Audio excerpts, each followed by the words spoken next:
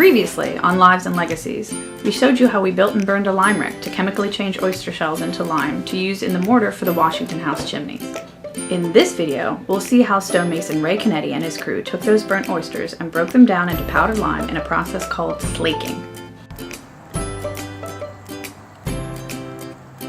The way we're going to make our mortar is called a hot mix, in that we're actually going to slake the shell in the sand pile. It's kind of reminiscent of making pasta, you know, because you take your sand and you're building a well, and then we're going to put the shell in the center of it.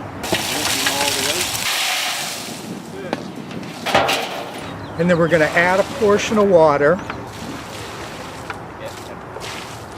And then we're going to shovel the sand over top of it and add more water to it.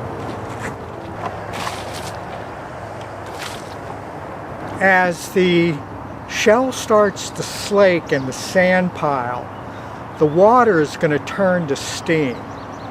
And it's all going to be captured within the sand pile, making the burning of the slaking of the lime much more thorough.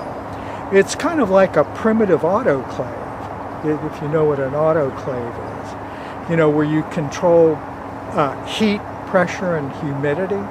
So, I mean, you're kind of doing the same thing here.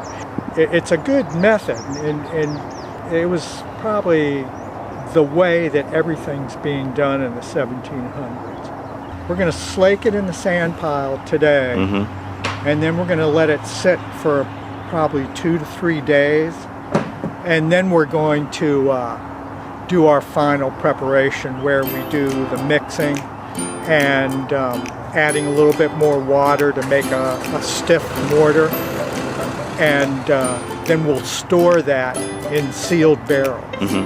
And we'll use that from the barrel.